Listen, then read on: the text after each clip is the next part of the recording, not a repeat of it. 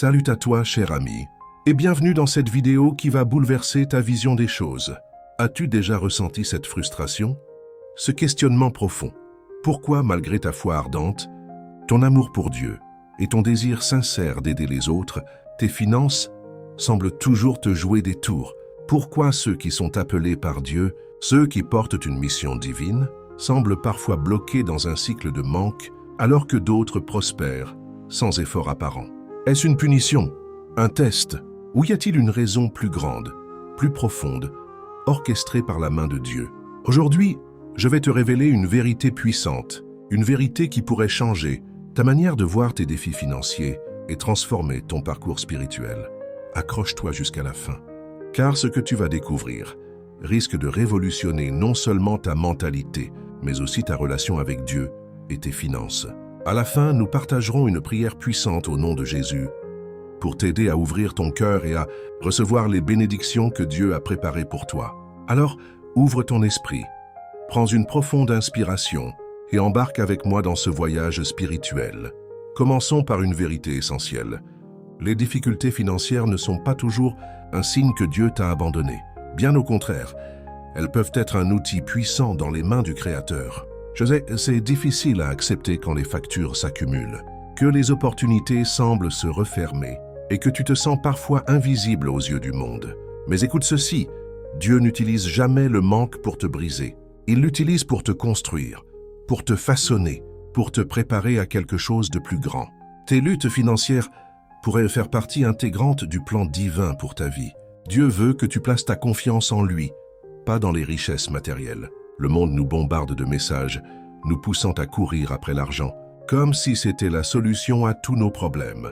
Mais la Bible nous rappelle une vérité fondamentale, Dieu est ton véritable pourvoyeur. Rappelle-toi l'histoire des Israélites dans le désert. Ils n'avaient pas de trésor matériel, mais chaque jour, Dieu faisait tomber la manne du ciel pour les nourrir. Dans Deutéronome 8, 3, il est écrit « L'homme ne vit pas seulement de pain, mais de toute parole qui sort de la bouche de Dieu. » Ce verset est un rappel puissant. Si tu as Dieu, tu as tout ce dont tu as besoin. Les élus, ceux que Dieu a choisis pour accomplir ses desseins, traversent souvent des périodes de manque. Pourquoi? Parce que ces moments sont une école de foi. Ils te dépouillent des fausses sécurités que l'argent peut offrir. Ils te ramènent à l'essentiel, une dépendance totale envers Jéhovah Jireh, celui qui pourvoit. Tu peux manquer d'argent, mais tu ne manques jamais de la présence de Dieu. Il te prépare à faire confiance en celui qui possède les 1000 collines. Psaume 50, 10. Alors tiens bon, ce manque n'est pas un abandon, c'est une préparation. Parlons maintenant d'un aspect crucial, l'intégrité.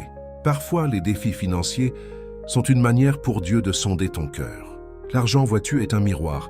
Il révèle ce qui se cache au plus profond de toi. Es-tu en quête de richesse pour toi-même ou cherches-tu à accomplir la volonté de Dieu?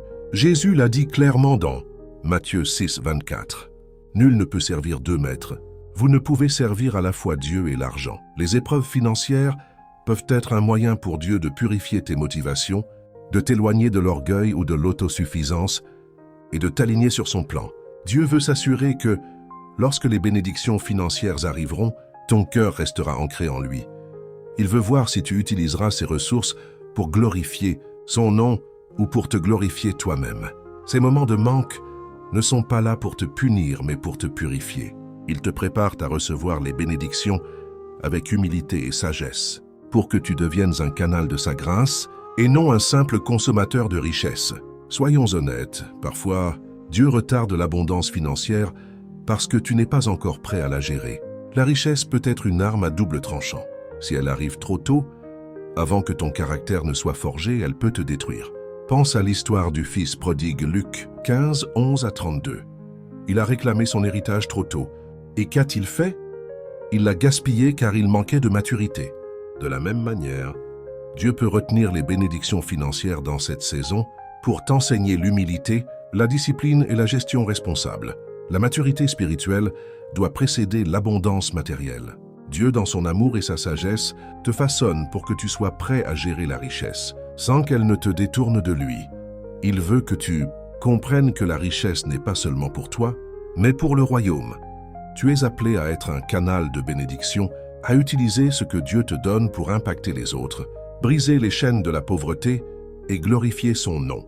Et si tes luttes financières n'étaient pas seulement une question de gestion ou de timing divin, et si elles étaient le signe d'une bataille spirituelle? Oui, tu as bien entendu, parfois, le manque que tu traverses est une attaque directe de l'ennemi. Pourquoi? Parce qu'il connaît ton potentiel. Il sait que si tu avais les ressources financières, tu deviendrais une force imparable pour le royaume de Dieu.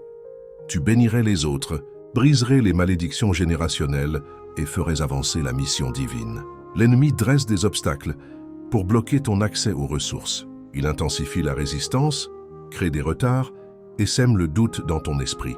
Mais écoute ceci, cette lutte est la preuve de ton importance. Éphésiens 6:12 nous rappelle que notre combat n'est pas contre des êtres humains, mais contre les puissances et les esprits mauvais dans les lieux célestes. Tes défis financiers ne sont pas seulement matériels, ils sont spirituels. Mais voici la bonne nouvelle, tu ne combats pas seul. Dieu est avec toi, et ta victoire est déjà assurée en Jésus-Christ. Quand le moment viendra, ton témoignage financier sera une démonstration éclatante de la puissance et de la fidélité de Dieu. Tes luttes financières sont une saison de préparation. Regarde les héros de la Bible. David a gardé les troupeaux dans le désert avant de devenir roi. Joseph a enduré la fosse et la prison avant d'accéder au palais. Ces périodes de manque étaient des moments où Dieu forgeait leur caractère, affûtait leur foi et les préparait pour leur destinée. De la même manière, tes défis financiers sont une école divine. Ils développent ta résilience, renforcent ta foi et affinent ta vision spirituelle. Romains 5, 3 à 4 nous dit « Nous nous réjouissons dans nos souffrances, car la souffrance produit la persévérance forge le caractère, et le caractère produit l'espérance. » Cette saison est une période d'élévation spirituelle. Dieu te prépare à devenir la personne qu'il a appelée à être avant de libérer l'abondance qu'il a prévue pour toi. Protégé des pièges de la richesse. La richesse peut être séduisante, mais elle vient avec des pièges. Proverbe 16, 18 avertit. L'orgueil précède la destruction, et un esprit arrogant précède la chute. Dieu, dans sa miséricorde, peut retenir l'abondance financière pour te protéger des tentations de l'orgueil, de la cupidité ou du matérialisme. La richesse murmure des promesses trompeuses, te faisant croire que tu n'as plus besoin de Dieu. Mais Dieu, dans sa sagesse, dit « pas encore ». Il veut que ton cœur soit fortifié, que ta foi soit ancrée et que ton esprit soit aligné sur sa volonté avant de t'accorder des ressources abondantes. Pour beaucoup, le manque financier n'est pas une punition, mais une protection divine. Dieu te garde des dangers que la richesse pourrait t'apporter si tu n'es pas prête à les affronter. Il réoriente ton attention des désirs matériels vers son plan éternel. Comme le dit Colossiens 3:2, pensez aux choses d'en haut et non à celles de la terre. Tes luttes financières sont une invitation à recentrer ta vie sur ce qui a une valeur éternelle. Tes difficultés financières ont un autre but profond. Elles adoucissent ton cœur. Quand tu traverses des périodes de manque, tu comprends le poids des factures impayées, le stress de joindre les deux bouts et l'angoisse de l'incertitude. Cette expérience forge en toi une empathie sincère pour ceux qui souffrent. 2 Corinthiens 1, 4 nous rappelle que Dieu nous console dans nos épreuves pour que nous puissions consoler les autres avec la même consolation. Quand Dieu te bénira financièrement, tu ne seras pas de ceux qui gardent tout pour eux-mêmes. Tu deviendras un canal de son amour, partageant tes bénédictions avec ceux qui sont encore dans le manque.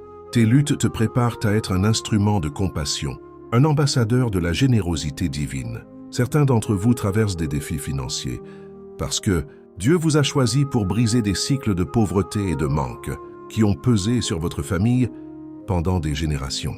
Galates 3:13 déclare que Christ nous a libérés de la malédiction de la loi, mais briser ces chaînes demande parfois de traverser les mêmes épreuves que celles que vous êtes appelés à surmonter. Vos luttes ne concernent pas seulement vous, elles touchent vos enfants, vos petits-enfants et les générations futures. Dieu vous équipe pour établir un nouvel héritage, fondé sur la sagesse financière, la foi et une gestion responsable. Vous êtes des briseurs de cycles, des pionniers d'un avenir libéré des chaînes du passé. Ceux que vous endurez aujourd'hui, puis construit un avenir meilleur pour ceux qui viendront après vous. Soyons transparents un instant. Parfois, le manque financier que tu traverses est lié à la manière dont tu as géré les ressources que Dieu t'a confiées par le passé. Peut-être as-tu dépensé sans réfléchir, négligé d'épargner ou ignoré les invitations du Saint-Esprit à donner ou à investir sagement. Luke 16 debt nous enseigne « Celui qui est fidèle dans les petites choses le sera aussi dans les grandes ». Cette saison de manque est une opportunité pour apprendre la gestion responsable, pour recentrer tes priorités et pour te préparer à recevoir plus. Dieu ne te refuse pas ses bénédictions. Il t'enseigne à être un bon intendant de ce qu'il te donne. Pose-toi cette question. Suis-je fidèle avec ce que j'ai déjà? Ce n'est pas un moment pour te décourager, mais une chance de te repositionner et de te préparer à gérer les bénédictions futures avec sagesse. L'une des leçons les plus précieuses des défis financiers est celle du contentement.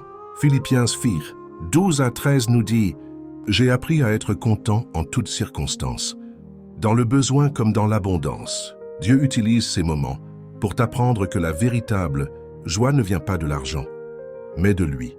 La richesse peut s'évanouir, mais le contentement en Christ est éternel. Quand tu trouves ta satisfaction en Dieu, tu découvres une paix qui transcende les circonstances. Tu réalises que l'argent ne peut ni acheter la paix, ni apporter la joie profonde qui vient de connaître Jésus.